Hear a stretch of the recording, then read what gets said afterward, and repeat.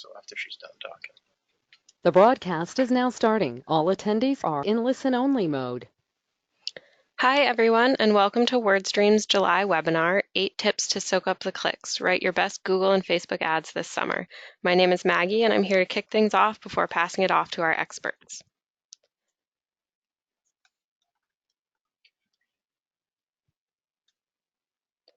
Before we get started, I wanted to tell you all a little bit about WordStream. You might know us from all of our free tools, our awesome content, or our amazing blog. We are premier partners of Google, Bing, and Facebook, and we offer a software here at WordStream called WordStream Advisor, which helps businesses succeed in the landscape of online advertising all in one place. It makes online advertising with Google, Bing, and Facebook super simple. The software helps to increase your ROI, gives you custom reports, and provides you with tons of features to save you time by simplifying your online advertising efforts. If you want to know more about how we can help you, definitely head to our website. As you get familiar with WordStream, connect with us. Find us on social media, Facebook, Twitter, Instagram, LinkedIn, and YouTube. You can learn, interact with WordStream customers, and see some awesome content. One last logistics slide before I pass things off. This webinar is being recorded and you will be emailed the recording along with the slides within 48 hours after we end today's session. Also, please submit your questions throughout the webinar. We want this to be as beneficial as possible, so submit any questions you have and we will get to them at the end. Without further ado, I will pass things off to our presenters, Connor and Holly. Hey everyone, my name is Connor. I'm a content marketer here at WordStream. Most of my days are spent writing blog posts, website copy, white papers, and video scripts. I even help out with our demand gen team, sometimes writing ads for Google. So copywriting is very much at the core of what I do here on a day-to-day basis at the company. A fun fact about me, I recently brought shame upon my family name. I lost a bet with some of my coworkers here at WordStream. I thought I could eat a burrito in less than 3 bites. Evidently, I cannot. Still a bit of an open wound, but nothing will cheer me up like sharing some copywriting insights with all of you. So I'm excited to get started. But before we do that, I'll pass things off to my co-host to introduce herself. Hey everyone, I'm Holly. I'm an account manager on our managed services team at WordStream. Part of my day-to-day is driving strategy and account management for all of my clients that include lead generation, e-commerce clients for search, social, and shopping. So definitely have my hands dirty in different kind of day-to-day activities in relation to overall strategy, creative things like that. So I'm excited to share with you some of the tips that I've learned just throughout my management and with my team. And a fun fact about me is that I am a huge women's soccer fan, and I am still really psyched up about the World Cup win a couple weeks ago, so I hope you guys all are too. But I'm going to hand things back to Connor to go through the agenda, and I'll get back to you shortly. So as the title of the presentation suggests, today is all about copywriting. More specifically, Holly and I are going to share our 8 best tips for writing effective ads on Google and Facebook. I'm going to share 4 tips for Google copywriting, and Holly is going to share 4 tips for Facebook copywriting. Before we get into all the details of our tips, we just wanted to give you all a kind of a high-level perspective of the content we'll be covering today. So real quick, I'll run through my 4 tips for Google, and Holly will run through her 4 tips for Facebook. Mine are aligning your messaging with the customer journey, telling people why they should not click on your ad, not wasting space on what users already know, and optimizing your copy for smaller devices. Holly? And I will be talking about the importance of testing in relationship to social ads, how to do your best to blend in with the native platforms, that you shouldn't shy away from long copy, and also thinking carefully about who's seeing your ad in relation to your audience targeting. Without further ado, let's get into it. We'll kick things off with my first tip for writing copy on Google Ads, and that's to align your messaging with the customer journey. Let's talk for a minute about the Google Ads auction. Now, for those of you who don't know, every time someone searches something on Google, the query that they enter into the search box triggers an instantaneous auction. And the reason Google runs this auction on their backend basically is to answer 3 key questions. Number 1, should we show ads to this user? Number 2, if so, which advertisers should get their ads shown? And number 3, if we're showing ads, where on the search results page should they be shown and in what order should they be shown? Now, the participants in any given auction are the advertisers who are targeting a keyword that matches to the user's query. And this illuminates a really important point, and that's that basically keywords help Google determine which ads are relevant to the user's query. Because keywords help Google with relevance, and because Google always strives to serve the most relevant ads according to the user's needs, it's considered best practice to write keyword-focused ad copy. In other words, you're technically supposed to, when you're writing your ads, focus primarily on targeting your keywords so that you can write, from Google's perspective, the most relevant ads possible.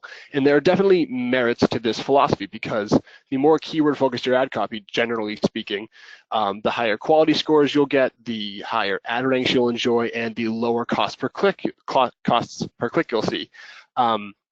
However, today I want to kind of challenge this idea of keyword-focused ad copy. Here's my case as to why keywords should not be your primary copywriting focus. Across the pool of search queries that are triggering your ads on Google, your marketing prospects are at different stages of the customer journey. And at each unique stage of that journey, different prospects have unique needs. Somebody who's at the beginning of their customer journey, at what we would call the awareness stage, they're going to have totally different needs than somebody who's nearing the end of their customer journey, someone who's in what we would call the conversion stage, someone who's pretty much ready to make a purchase right there. And I know it's hard sometimes, but as digital marketers, we need to take off our digital marketing caps sometimes and recognize that your prospects don't really care about keywords if they even know what keywords are. What your prospects do care about is having their needs met. Nobody clicks on an ad because they're impressed by its keyword density, because they appreciate its keyword density. People click on ads that help them do what they need to do at that moment in time according to where they are in their customer journey.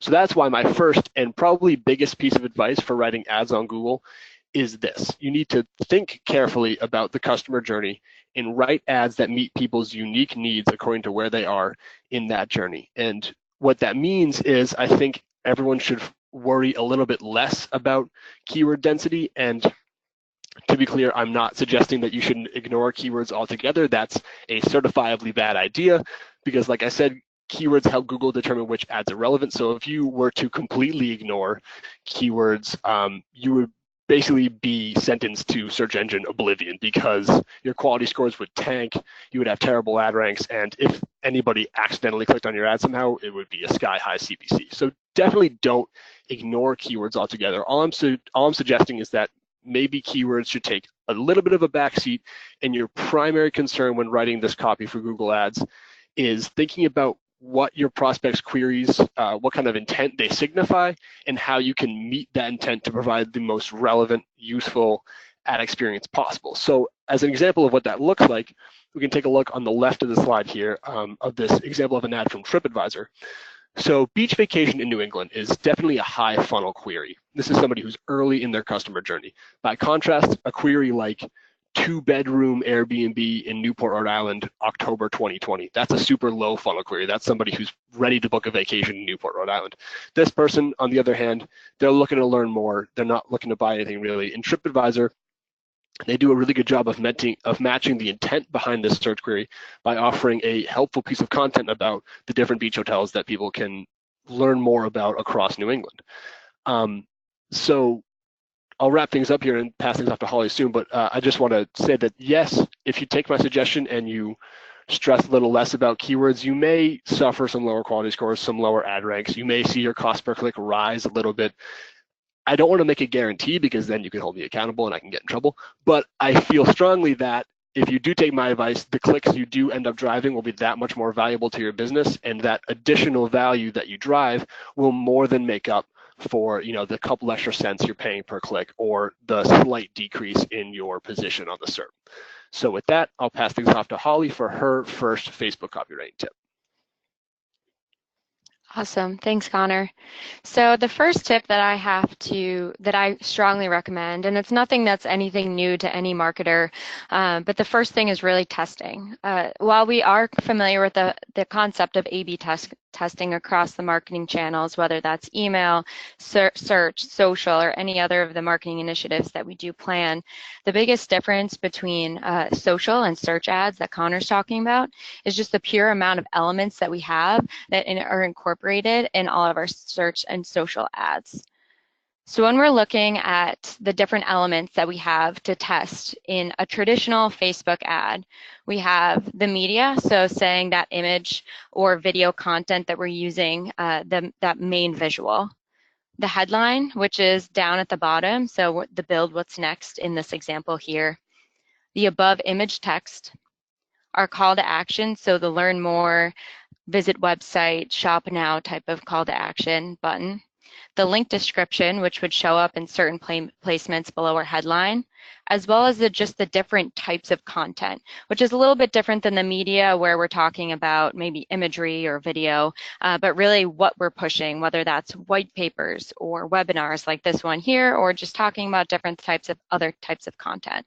And really the biggest thing is understanding how all of these elements of an ad function and communicate with the audience that you're trying to target and how that relates to your overall marketing goal. So first step is having an understanding of what makes up our ads, but then the next step is really looking at the best practices for when we do want to test what we should be looking to do. So the biggest thing that I can recommend is really, while we do have a lot of extra elements when compared to just a traditional ad on search, we should only really be focusing on testing one control at a time. The reason for that being is that it really helps us to determine what ad is actually performing better based off of the one element that we have control over. So if there are a couple of things that we want to test, definitely have a plan to test that out. It's definitely doable if there are different imagery or video or headlines that you want to test. I'm not saying that that can't be done, but what needs to be focused and prioritized is just testing one thing against each other. The second thing that I highly recommend when looking at performance and how testing can actually drive results on your back end is looking at other tracking parameters that you can use to capture lead quality. So while we can test in the account and we can see what works best from an engagement perspective and looking at what leads are in the platform, if we're a lead generation client and you guys are forcing form fills or white paper downloads, while that's great to have that high level engagement, sometimes ads that we're testing might have high level results in terms of downloads, but maybe you're getting better SQLs from an ad that actually has what appears to be lower performance in the account. So this is another thing that's a little bit more advanced, I would say, once you kind of have a better pulse on what you're testing and what creatives you're running. But it's definitely something that I would keep in mind if you have experience with this type of tracking within Google already, to really keep that in mind and link back that quality to what we're seeing in the account while we're testing. The third thing, and one of the most important thing when it comes to testing at any platform, is really giving the tests enough time to run. The biggest thing that I noticed when trying to run different things or test things with a client or within my own campaigns is having this urgency to get results right away. And while I think any of us would love to see results as soon as we launch something, that's not always the case. And sometimes what might be a better option, we're just not giving the algorithm and the machine learning that Facebook and Instagram run off of enough time to really optimize for the new ad or element that we're testing. I would say, to give an estimate of what time you should give for these accounts, for testing, it's going to depend on your account, how much you're spending, but I would say a minimum of probably about 2 to 3 weeks is a good basis to start off to really get a good pulse on if something is working. Again, you'll have to look at other types of metrics like engagement and lead forms and how much you're spending, but that's definitely a high-level recommendation that I would make. And then the fourth one just being, when you're creating a test within a current ad set, make sure that you are adding that ad into the current ad set instead of duplicating the ad set and running that ad. Not to go further into too much detail here, but the biggest reason for this being is to really make sure that we're showing the same ads to the same audience. We want to make sure that each element that we're testing is just located within the same ad set. So that's the first tip that I have for you guys just regarding testing. Again, it is something that I'm sure a lot of us are familiar with, but when we're looking at it in the frame of social and Instagram and Facebook, there are definitely a couple of other things to just keep in mind as we are implementing new tests and looking for the best way to create our ads. Thank you, Holly. We'll move on now to my second tip for running ads on Google. Tell people why they should not click on your ad. Now, I know what you're thinking, Connor, isn't the whole point of this webinar to share tactics for enticing people to click on our ads? And the answer is kind of. The real point of this webinar is to share strategies, or tactics rather, for enticing the right people to click on your ads. And that's obviously a subtle difference, but it's a big one. And here's what I mean. It's inevitable. Sometimes people with absolutely no interest in your business or in becoming your customer are going to click on your ads. I'm talking about like a 0.0% chance of this person ever giving you their money. And we don't need to sugarcoat it. That absolutely sucks, because every time your ad gets clicked, Google takes your money. Wasted clicks always yield wasted money. And it sounds really obvious, but I think it bears some emphasis here. Unless there's a reasonable chance that somebody's going to become your customer down the line, you don't want them clicking your ads on Google. And in an ideal world, there would be a surefire, hard and fast way to completely eliminate wasted clicks from your Google Ads account. Unfortunately, that silver bullet does not exist. However, you can use your ad copy to tell people who your product is for, and simultaneously, and just as importantly, who your product is not for. Here's an example of what I'm talking about. This is an ad from Spotify, and as you can see, they are promoting a limited time offer to give students a discounted price for Spotify Premium, the premium subscription service that Spotify offers. Now, my question for you all is, if you're not a student, would you click this ad? And assuming that you're actually, reading the paid and organic results and processing what each of them is telling you, I think the answer is an obvious no. If right there in the first headline, it says this is an offer for students, and at the same time, if you're not a student, it's not for you. Now, to be honest, I don't know in which particular campaign Spotify ran this ad. I don't know what their specific goal was, but I think working backwards from this ad, we can pretty confidently construct like a feasible hypothetical for what Spotify was trying to accomplish here. And even if I'm wrong, technically, it still illuminates an important point.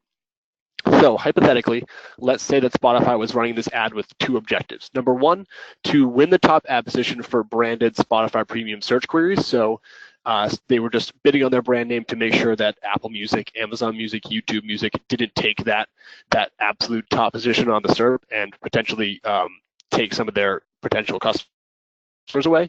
And the second goal would be to promote this limited time student discount offer for Spotify Premium. And here's why this ad is perfect. First of all, right there in the first headline, they're able to they're able to target their brand name so they can win that top ad position and keep their competitors away from their prospects. And number two, through a really clever use of copywriting, they're able to communicate in the first headline who the offer is for and who it's not for. I don't have the data in front of me, but I'm willing to bet that this ad does not attract a lot of wasted clicks because it's way too obvious that it's only for students. I know I kind of sound like a broken record. This sounds really rudimentary and obvious, but I think this is a tactic that not enough advertisers use, and there's the brilliant part of it is that there's no fancy tricks or tools going on in the back end. It's just a good, thoughtful use of copywriting that really limits the amount of money you waste on people who don't have an interest in your business, who aren't qualified to accept the offer that you're making. Back to Holly. All right, so for tip number 2, when we're looking at Facebook and Instagram copywriting, is do your best to blend in. What I mean by this is, generally speaking, people don't like being advertised to, especially when they're just trying to post some photos, check their friends' status updates, or just see what's happening online. I'm sure all of us, even though we are marketers and advertisers, so we have definitely a little bit of a different eye when it comes to scrolling through Instagram or Facebook on our own. But this is something that I would say that as a couple years ago when Facebook advertising started launching and people were all up in arms that advertising was on social, I think that was a big in part due to the fact that people just felt like this platform that they were used to being able to engage and see organic content and content that they wanted to see and that they thought was visually pleasing or informative was all of a sudden being spammed by people just trying to sell them things or get their tool. And so this isn't saying that we shouldn't use social. We should, but the way that we're approaching it is definitely something that we need to kind of look at from a holistic perspective and how we can best get people to engage with our ads. So how can I advertise without making it seem like I'm trying too hard? The first and biggest thing that I would say is to have engaging imagery or video content. One big thing that I would say, especially on social platforms, is video is one of the most engaging forms of content that you can have. While video might not seem like it makes sense to your business, there's actually a lot of different types of video that you can utilize to really make sure to kind of tie into your brand. There are ways to not only, if you don't have maybe a professional video done, you can do different types of kind of cartoon advertising or sliding and piecing different ads together to make kind of a slideshow that creates an ad. And video too doesn't have to be some high quality ad that takes a lot to produce. I've seen a lot of clients use video that has been shot in an iPhone and it works great. One of the reasons why I think that it works so well is because it does genuinely blend in with the platform. Facebook now is launching to have vertical enabled imagery and videos, which means that it's even easier to get this type of content that is actually not even available right now to advertise on YouTube by having that vertical video and those bigger images that take a lot more of the space, especially on mobile. The second and one of the most important things that I think I can hone in on today, and it comes up as a kind of a recurring theme with different strategies, is really focusing on where your customer is in the journey and not pushing lower funnel actions to upper funnel audiences. One of the great benefits of social media is that we are going after people. We have an idea based off of interest targeting, demographic targeting, or maybe some custom lists that you guys have based off of email lists or website traffic to really go after the person. So we already, unlike with some things when it comes to search and keyword intent, we already have a pretty good idea of who we're reaching and if they have any awareness of our brand. So when we're looking at advertising to new customers, we should be focused on more of the brand message and what we want them to get out of just seeing one ad. It's not necessarily a loss if somebody doesn't convert off of the first ad that they see, because hopefully you guys have some pretty dynamic structure set up in your account that we will be reaching people with lower funnel remarketing audiences later down the road. And that's the time to really hone in with the shop now or offers or free trial, right to download types of ads. And the third thing is test copy and messaging that fits in with the platform. So while maybe emojis might not be the best with your brand, testing out some messaging that you would think might be traditionally a little bit more informative or maybe a little bit more casual comparatively to your other marketing platforms, that's okay. And like we said earlier, testing is a huge part of copywriting and testing out new ads. So if something doesn't work, then you can always turn it off. But one thing that I would definitely recommend is really looking at how can you identify your brand differently on a platform where some people may not have any idea who you are. One example is this Allbirds ad. I see their ads all the time, and what really sticks out to me when I'm scrolling in my individual feed is that as a product that's just a shoe, and if you're looking at it as maybe a static image ad, it might not stand out as anything that interesting or intriguing. But what happens when anybody goes shoe shopping or is looking for new pairs of shoes, I find the biggest thing that I need to do is try them on and see what they look like. This visual, while it's a simple ad of just the feet kind of moving within the shoes, it shows you what they look like. It gives you an idea of comfort. And it also has that really nice review at the top of the ad saying, I can't say enough about how comfortable these shoes are. And it also has that call out for free shipping and free returns. So this is a great ad for people who may not be familiar with Allbirds or maybe looking for shoes but haven't visited the site before. Because not only does it have really great unique identifiers, but it's also giving a good visual into what the ad is without just saying, this is our new collection, shop now. It's a little bit more interesting and intriguing than just a generic product ad. Thanks, Holly. My third tip for writing ads on Google, don't waste space on what users already know. Now, although Google has repeatedly expanded text ads over the years, you're still very much limited in the amount of copy that you can use to engage your prospects in the search results page, on the search results page rather. And that means that every character counts. You have to make the most of the space that you're given in the search results, and that's especially true of your headline copy. Now, descriptions, display URLs, ad extensions, these are all very important, and I encourage you to use them to the best of your ability to optimize them as much as you would your headline. But the fact of the matter is that people scan the search results, and that includes both paid and organic results. And when people scan, they're primarily looking at headlines. So if there's one aspect of your search ad that you really, really, really need to make the most of on like a character basis, it's your headlines. So here's an example of an ad that doesn't do that, an example of what you don't want to do. This is an ad from Pipedrive, a company that sells a CRM software. The search query that triggered this ad was CRM software, which is definitely a high funnel query, somebody who's early in their customer journey. And I think the intent here is pretty clear. This is somebody who has recently realized that they may need to buy a CRM, and they're turning to Google to learn more about the options at their disposal, the different companies that they can maybe reach out to learn a little bit more, but they're definitely not looking to buy a CRM today. And the problem with this ad is that they completely waste their headline copy. They're using two headlines here. The first one is just their brand name, and the second one is the target keyword. And again, I have no problem with them using the target keyword in their headline. I know that it's totally necessary to make sure that Google sees your ad as relevant, and it gives you a chance of ranking highly in the paid results. However, this isn't good enough.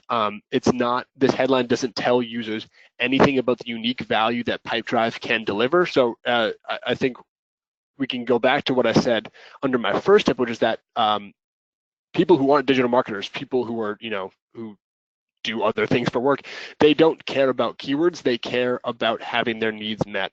And at a tactical level, that means telling people in your ad headlines why you're unique, the value that you can deliver to them. And Pipedrive here, they don't do that. And just take off your digital marketing hat and put yourself in the user's shoes. If you see this ad on a search results page and it's just one of 5 or 6 ads there's nothing about this ad that stands out. It only tells you what you already know. If you're searching CRM software, you know that the ads you're going to see are for CRM software. So this ad, it's really not compelling in any kind of way. By contrast, this ad from Zoho, which is another company that offers a CRM software, in my opinion, it's a million times better. So let's break down what they're doing here with their headlines that I like so much. The first one, they're doing what Pipedrive did with both of their headlines. So they got their brand name at the front, and then they're targeting their keyword. That's great. Got to do it. Make sure Google sees your ad as relevant. But the key is what they do with their second headline, which is they include a value proposition. Close more deals every day. Effectively, they're telling people what they will be able to achieve if they become a Zoho customer. And then the third headline is something that I'll talk about in my fourth tip, which is the brand name. We'll get there. But really the reason that Zoho beats Pipedrive is because they recognize that it's benefits and value, not keywords that make people want to click on an ad. These were triggered by the same exact query. They were on the same exact search results page. And if you just look at the two of them side by side, you'll see that the Zoho one, from a user perspective, is just infinitely more enticing and valuable to that user. So to tie that up in a neat little bow, don't waste your ad copy simply by telling users what they already know and just targeting a keyword. Make sure you go that extra step.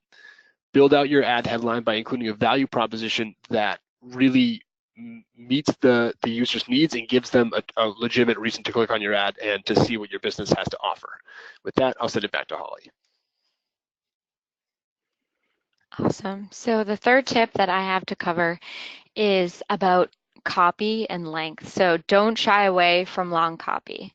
And I know we're kind of doing it again. We're going against those best practices that we've heard so much about. And I know that this is something that is kind of a conversation that I've had a lot with some of my coworkers and a lot of different clients as well is how much copy should we have in our social ads? Is it bad if that see more cuts off part of our ads and people have to click through to see what's going on? And here's an argument for why you shouldn't necessarily stay away from it if it makes the most sense for what you're trying to accomplish with your social strategy. So the things that you need to think about are the content that you're trying to push, the action that you want the prospect to take, and how familiar they are with your brand.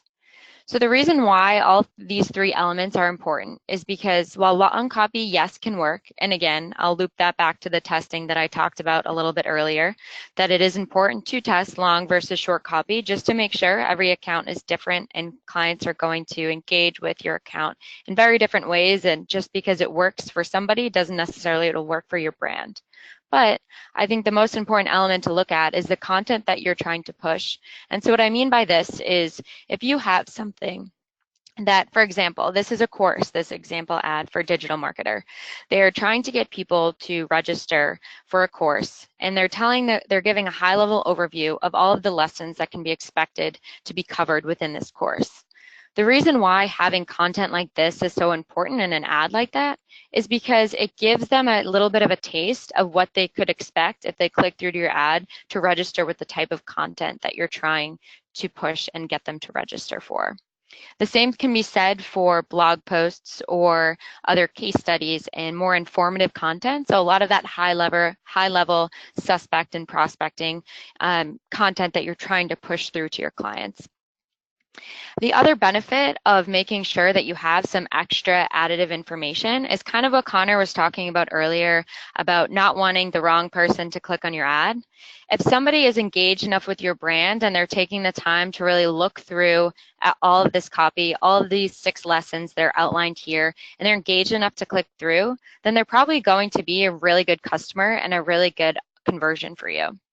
So sometimes by giving more context, we give who we're reaching out to a better idea of the information that we're trying to push, and they're able to determine if it will be a good fit before they get to your site and cost you that money by clicking on your ad.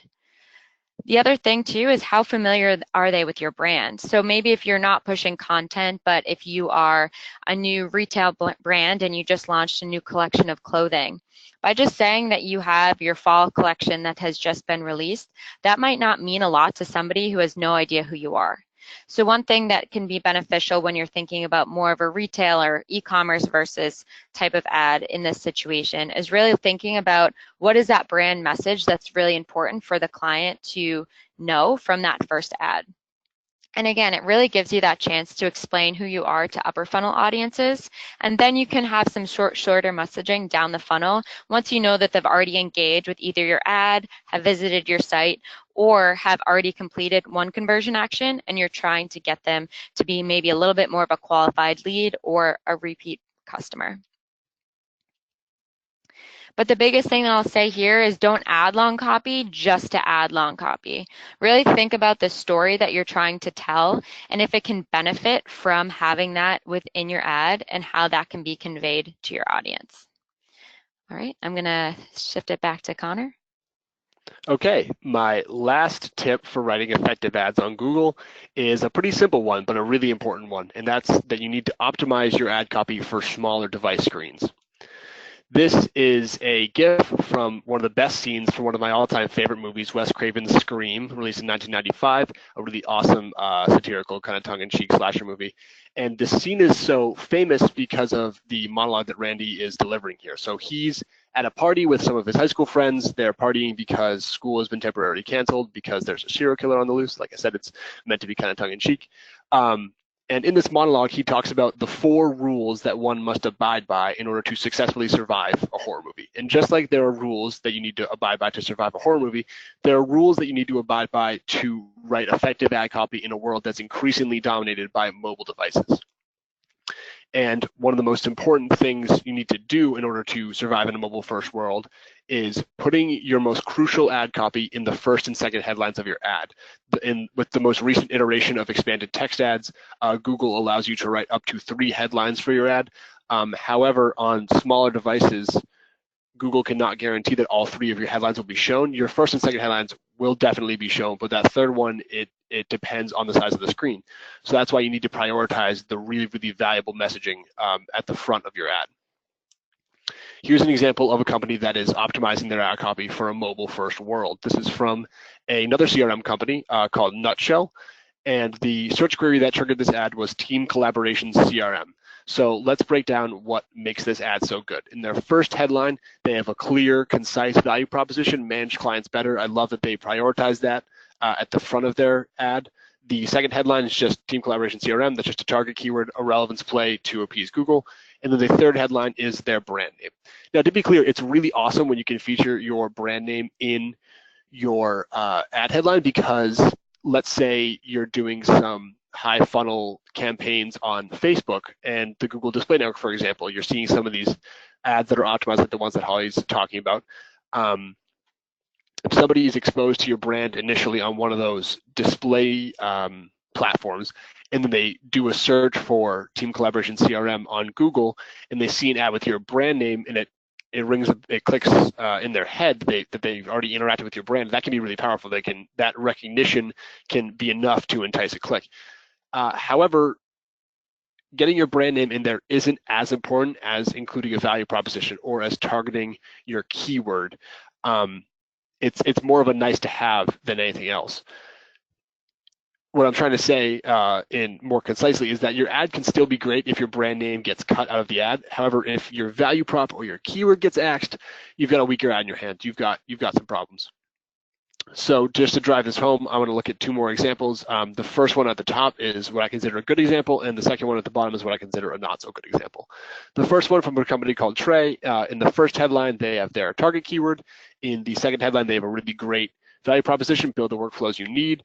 And then in the third headline, they have their brand name. And just like with a Nutshell ad, they recognize that it's nice to get that brand name in there to get some recognition from people who have already interacted with them. However, if that third headline gets cut on a smaller device, they still have a really, really strong ad that's going to be seen as relevant by Google and also stand out to users on the SERP with that value proposition and entice some qualified clicks. The next ad from a company called Success4 isn't nearly as good in my opinion. In the first headline, they have the target keyword, and then oddly enough, in the second and the third headline, they have their brand name.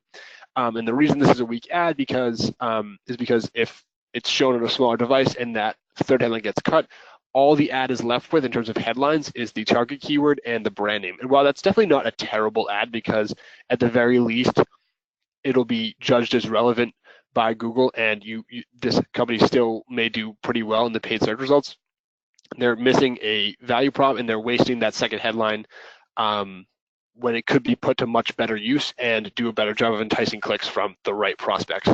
So when you're writing ad copy, you're writing expanded text ads with 3 headlines, I would encourage you to make sure that your first and second headline are the really, really crucial stuff. And then if you want to throw something in the third headline, that's great, but just make sure it's something that you're okay with losing on smaller devices.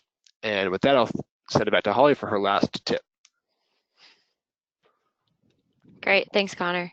So the last tip that I have is actually what gets me the most excited about running Facebook and Instagram ads. And it's really where, as marketers, we have the biggest ability to be truly creative and create an entire campaign within one platform, which I think is really unique. So the fourth tip that I have is think carefully about who's seeing your ad. And really, this is talking about audiences. So in Facebook and Instagram, audiences rule. Where we're looking at and how we create our campaigns, it's really audience-based. We're thinking about people based off of their interests, their behaviors, awareness about our brand, and how likely they are to convert based off of past behavior. The really unique identifier between social and search, and while Google and Bing are getting a lot better with their ability to target audiences with search campaigns, really with social, it's a cool opportunity for us to target a lot of different people and see how our brand can best engage with them. So Facebook's algorithm, for those of you who don't know, really works on finding the right person that's part of your audience who's ready to convert or engage with your ad, depending on the goal that you're trying to accomplish. So really having the best combination between audience and creative is crucial to make sure that we're really getting the most amount of audience, the most amount of engagement and automatic results from what we're seeing. So there are three types of people that we're really looking at when it comes to audiences. So people who don't know they need us yet, people who have interacted with us but haven't converted, and people who are somewhere in between. And so as we're looking at how we can be creative, I think the biggest and most important thing is to not be afraid to be creative.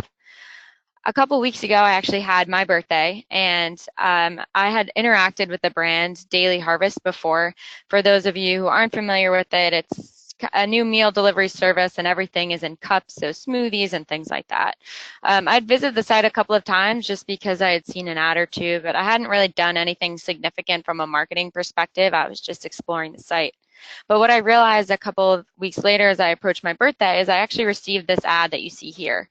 And as a marketer, it got me really excited, but as a consumer, it also really stood out. And the reason for that being is because it was my birthday coming up. Not only is this ad, it's really cute and fun. It has the happy birthday on that. Who doesn't like to be told happy birthday when their birthday is coming up, even if it is by an ad?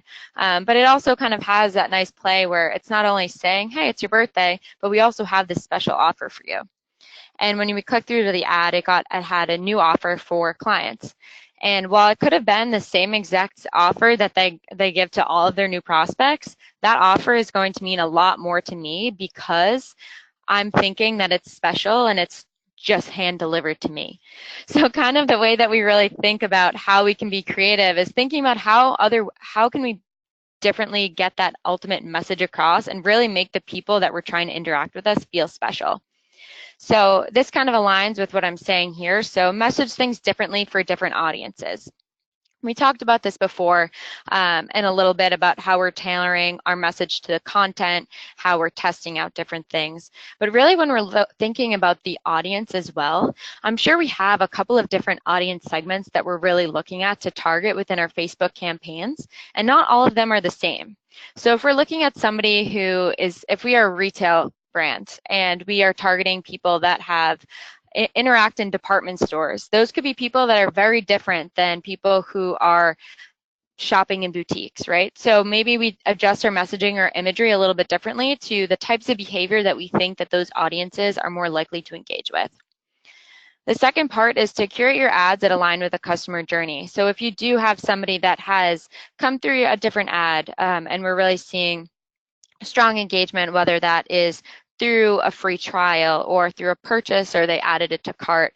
Sometimes engaging with them later down the line and making it more personal. So if there is an offer going on saying only for special people, or we know that you've been looking, you're interested in us, so here's a special deal.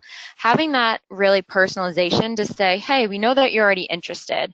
And at this point, if people are engaged enough with your brand, they want you to reach out and to have this conversation with them on social. And the third is tell a story through your audience funnel. So the other thing to really think about and that I try to incorporate and have discussions about when I'm building out accounts is if I'm hitting a new acquisition audience with maybe a little bit more of a branding ad, how can I align that story when they see that if they've visited my site and then see a remarketing ad? How can I really, instead of just showing the same ad to everyone, how can I let them feel like they're not only learning more about me as a company and as a brand, but they're learning about my unique value prospects? How can I benefit them? And they really feel like they're engaged with an entire marketing story instead of them just seeing the same ad multiple times. So that's the fourth thing, that I would definitely recommend is really as we're starting to incorporate the different elements that I talked about today in terms of testing our imagery, looking at the amount of content that we're doing and how we're really messaging and blending in with the platform, how can we really tailor these strategies to the people that we're reaching? So that wraps up what Connor and I have today for tips, but I am going to hand things back to Maggie, and she is going to run through a couple of questions that you guys have joined in, and Connor and I will do our best to answer those on the phone. Okay, awesome. Thanks so much, guys. That was tons of great information. So before we get to the questions, if you are interested in having a WordStream expert help you out with your ads, take us up on this offer you see on your screen now. It's for a free account consultation. It is completely free, and one of our experts will do an account analysis of what ads are working and not working in your account and much more. So if you're interested in that, definitely click on the offer that you see here on your screen. While you guys answer that, we're going to leave it up there and we'll jump into some questions. So we had a lot of questions regarding keyword density. So you mentioned that keywords should take a bit of a backseat, but how can you be sure that you will still have a good quality score if your ads aren't packed with keywords? Where is kind of the middle ground between too many keywords and too few keywords? That's a great question, and I think it's one that I kind of anticipated because I know that I got a little bit controversial with that first tip. But I think you can take a lesson from what Holly was talking about earlier in the presentation about testing, and maybe just do some kind of low risk experiments with some of the keywords that you're targeting. So maybe pick one that pick a keyword that gets some volume, enough volume for you to run a meaningful test, but not one. Don't pick like don't pick your most valuable keyword. Pick something that's in the middle there, and just run a test. See if you can alter your ad copy a little bit to focus a little bit more on your value as a company, and maybe focus a little bit less on the keyword, and just see what happens. If it's not too valuable of a keyword to your business, it's not too big of a risk to run that test for 2 or 3 weeks at a minimum, really, to get meaningful results. And I just another point I want to make is that I think it's okay if, say, for a certain keyword right now, you're really living in that top ad spot above the organic search results. I don't want to make any guarantees, but I think that if you sacrifice some of your keyword density and focus a little bit more on the value of your company as a whole, and on the specific value that person needs at that moment in time based on where they are in their journey, although you may fall from that top ad position to maybe the second or the third because of your lower quality score, I feel strongly that the clicks that you do end up getting it'll be worth it. They'll be that much more valuable, because the more you speak to your prospects' needs, I think the more qualified those clicks are, the more valuable they are to your business. So yeah, that would be my 2 points. Maybe don't be too afraid to sacrifice a little bit of that quality score, and also just see for yourself what I'm saying right now may be way off base for your particular company. So to find out, I would just encourage you to find, a decently high volume keyword that's not too valuable, and just see what happens when you alter that ad copy. That would be my advice. And the other thing too that I'll just say here is that quality score, while is important, is also kind of a check engine light when it comes to account health. So don't be scared off if it maybe has a less quality score, because ultimately what we're aiming for is strong performance. So make sure that you're looking at when you're testing out these strategies, overall performance in terms of click-through rates and conversion rates as well, and not just looking at quality score individually and looking at the holistic picture. Awesome. Thanks, guys. So we had another question come in that was regarding Facebook testing. So how do you deal with Facebook's rapid optimization for ads, which often doesn't allow for equal distribution between ad versions and therefore does not allow us to run a true test? Yes, this is definitely something that I think all of us have run into before. One thing that I would recommend is first making sure that we are testing one thing against the other. What this will help do is make sure that there are only 2 ads being tested. And if you're still seeing that one ad, the old ad, the historical data is still running, is kind of taking advantage, and you're not getting enough impressions out of the new ad that you're running. We also have the ability to run split tests within Facebook, which is another option that allows you to A/B test, kind of like an experiment within Google, different ads against each other, and aims to split the budget and the traffic for a particular audience. So I would definitely recommend looking into that strategy a little bit further. And then the third thing that I would say there too is just making sure that when you are adding a new ad in, to make sure that you are still giving it enough time, because sometimes while a week or two might be not enough for that new ad to get traction with the algorithm. If it is going to outperform, you will start to see improvements in impressions, clicks, and hopefully conversions as well. So I definitely think the three things are: make sure there's one thing testing against the other. If you're really seeing a big disparity still with that, look a little bit more into split testing options within Facebook. And then thirdly, make sure you're giving the test enough time to run to see accurate results. Awesome, thanks. So Holly, you mentioned that awesome ad that you got for your birthday. A couple of people were asking, what are some other unique traits that we can target that are similar to the birthday example?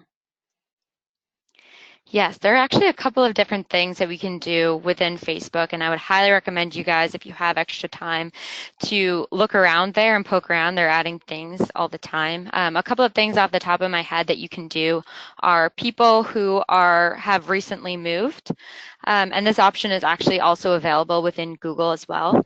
There are people that have recently been engaged or have friends that have birthdays coming up too. So if you have a product that's giftable, that could be another option for get this for your friends, birthdays, weddings. So a lot of big life events, just because of all the access Facebook has to data within people's profiles. Most of those events can be targeted. So I would definitely take a deep dive, but those are a couple of things that I can definitely say off the top of my head. And I would just add in there, I know Facebook has removed some targeting options recently, but I believe you can target people who have an anniversary coming up. I think that's also one if they have an anniversary that's coming up in like 90 or 60 or 30 days. So that's another one that's pretty closely related to the birthday one where that's a good opportunity to advertise for sure. Awesome. So everybody has definitely learned how important testing can be. We got a lot of questions regarding testing, a lot about the timeline. So for both Google and Facebook, what would you guys consider to be a standard testing time before analyzing and making adjustments to an ad? Yes, so this is definitely a big thing that I think all of us are, whether that's us to try to determine how long our own test would run, or for those of us who want to test new things out and maybe have larger members of our team that we need to report results back to, is definitely something that's important. I would say from a high level across both platforms, it would take about 2 to 3 weeks to start to see accurate results. The reason for this being Facebook does run on machine learning. It is an algorithm that determines how ads are shown. So to fully get the amount of data that would be completely accurate for you to see results, I would say that this is a general estimate. And the same can be applied with Google as well. I would say maybe around 3 to 4 weeks if you are running any smart bidding strategies, just because when changing, if you have either a target CPA or ROAS or other similar smart bidding strategies applied to Google campaigns, it does take a little bit longer to optimize and make sure that everything is running properly off of the new data that's being pulled through. So I would say anywhere from 2 to 4 weeks would be the ultimate sweet spot. The longer you test, obviously, the better results that you will potentially see. But again, depending on how much you're spending and how much data you have coming through an account, it could be a little bit on the 3 versus 4 week mark as well. But to kind of wrap that up, I would say 2 to 4 weeks, probably longer if possible, but definitely make sure you're checking in on results just to make sure everything in the account is running properly. Sometimes you can see quick wins right away when running a test. Perfect. Thanks, Holly. So I think we have time for about one more question now. So we've gotten a couple questions regarding headlines and brand names. So do you guys recommend adding URLs to the ad copy? And then also on top of that, where do you find it's best to have the brand name be? The beginning of the headline, the end of the headline? Do you have any sort of sense on that? I think a required part of your ad, I know a required part of your ad is your display URL. So that's always an easy win that you will, no matter what you do with your headline, your display URL will always tell users what the company is, which again is good for what I talked about earlier when I said, like, when I was talking about brand recognition. If somebody has seen your display ads or your Facebook ads, if they can recognize your brand name in your search ad when they're like actively looking for some kind of solution, that's great. I think Holly might have a different sense of this, but I think brand names are good for that reason, because you do have brand equity. People do have certain associations with different brands. But personally, if I'm putting myself in the perspective of a consumer or somebody at a company that's looking for some kind of B2B solution, when I'm scanning the paid search results, what's going to make me click is really that value proposition. So I think personally, I think that's a more important part of the headline than the brand name, unless I'm like super invested in a particular brand, which isn't typically the case. I think seeing something like close more deals every day or build the workflows you need, manage clients better, stuff like that is really crucial to standing out and getting people to give your business a chance. And then I don't think that, and this might run contrary to what I was saying earlier, but I don't think your brand name should necessarily take precedence over your target keyword because, again, even though I said it should take something of a backseat to meeting people's needs, you do need it in there for purposes of quality score and making sure that your ad is actually visible to people. So yeah, I think I don't like to make generalities, but I'll say that generally speaking, I think a brand name is a nice to have in the headline.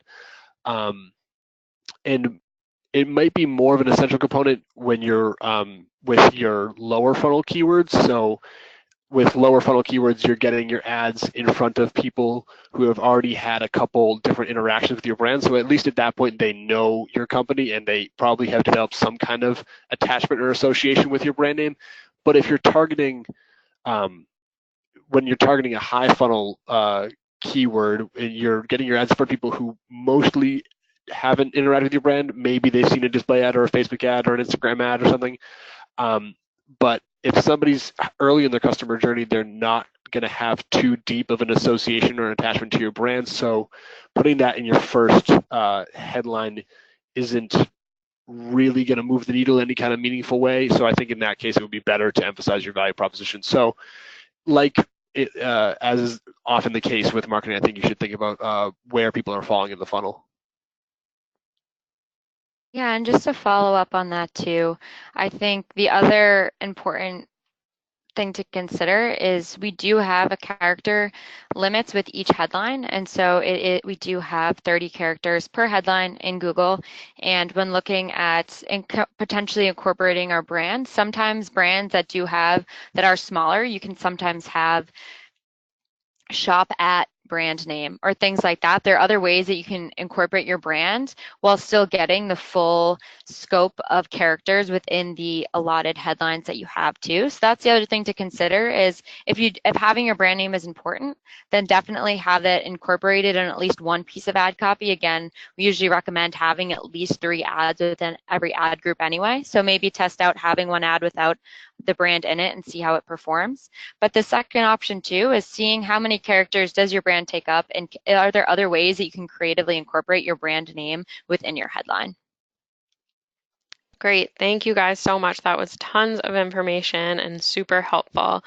We still have lots of questions pouring in, but I think this is a great place to stop. If you submitted a question but it wasn't answered, we will be sending these questions off to our experts here who will get back to you. Again, don't forget right now to sign up to chat with one of our experts on your account, and we look forward to seeing you at our August webinar. Thanks.